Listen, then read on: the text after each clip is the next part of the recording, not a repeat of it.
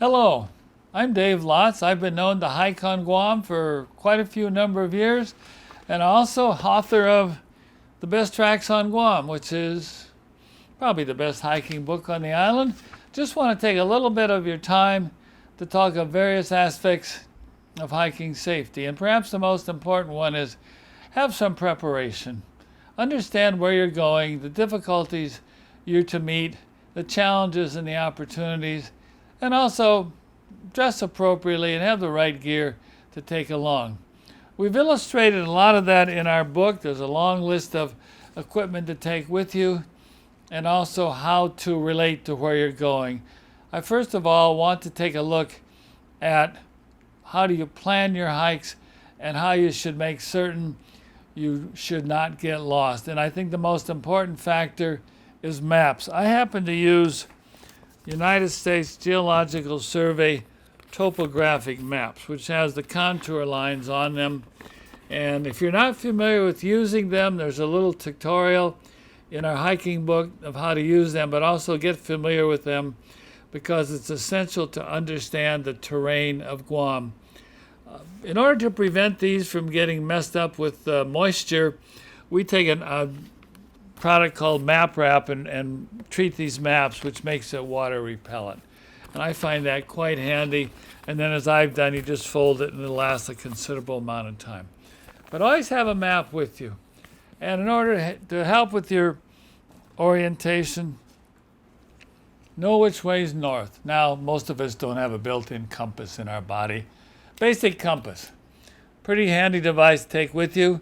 You also have compasses built into your smartphone, and if the right watch you have, you can also have a compass on your watch. And when we are with people, keep your groups together. You don't want to have people wandering off and then you suddenly have a crisis on your hand. And I just want to highlight briefly some pieces of equipment to take with you, and I have them laid out here. And while this is not complete, it gives you an illustration of what to take along. Perhaps the most important thing to wear, decent pair of hiking boots. Sturdy bottoms. These particularly have a sole that will grip the red mud we have on the island. It also goes up on your foot a little ways for protection. And I'm also really want to stress, I would not favor anything with open tied sides or open toes. You never know when you're going to stub your toe on a rock or get a thorn. We do have thorns that are 3 inches long on the island. So protect yourselves. As far as overall what to wear, loose fitting, comfortable clothes. I tend to wear long pants and a long sleeve shirt just so it feels better, and it does offer you some protection from the elements and even the sun. Now, sun is one of the biggest of our hazards. Get some good durable sunscreen. Get something that's water resistant. We do have, you'll sweat a lot and the rain could wash it off. And also take it with you. But another factor is when you're getting dressed, put your sunscreen on at home. You don't want to get to the trailhead and then put it on. The next thing you're going to get sweaty and it'll wash right off. So sunscreen is very important. The next important thing, maybe even the most important, liquids, particularly water. Take plenty of water along with you, more than you may think. And remember, there's no prize for coming back with all your water in a container. Drink it amply on the trail.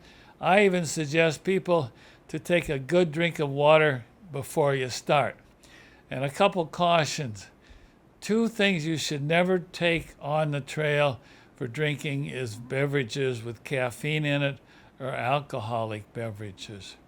And you can bring them in bottled water like this, specific bottles for the trail use, and also in bladders that you can put in your pack. But take plenty of those along, and certain drinks such as Gatorade is helpful. And speaking of what to put them in, decent packs. You don't have to have a terribly large pack. This is representative of what I would consider an ample-sized pack, because you also need to take along some food. I would tend to favor fresh fruits. Oranges are great. Dried fruit is great. Chocolate, or items such as these energy bars here. These are very nice and very handy. One other thing I do take along in a partially insulated pack where I put my fruit is I will put these next to, I take along frozen juices in a can, and you put these right next to your frozen juice, and when you want to take it, it's nice and cool. So that's good to cool off. Certainly wear a hat, keeps the sun off of you. It's just handy to take along. And for people who don't like bugs, I don't know if anybody who really likes a bug, some nice bug spray. Maybe not the spray itself, but a repellent that is durable. And in addition to that, for those unfortunate instances, a pretty decent medical kit. Now, what are the major problems you may run into that require medical attention? I think the biggest one is you'll get a bruise or a cut, you'll have some bleeding. So make certain you have ample gauze pads and also some tape to put around to use that. And even better, take a first aid course. And also, for those of you, nice walking stick. It helps you with your balance. And a couple tips on balance and walking. If you need to help somebody with a handhold, just don't handhold like this or shake hands, but do a double clasp with both hands around both wrists. That's an excellent way to help somebody up. And if you have to climb, you have 4 appendages. 2 are called hands and 2 are called feet.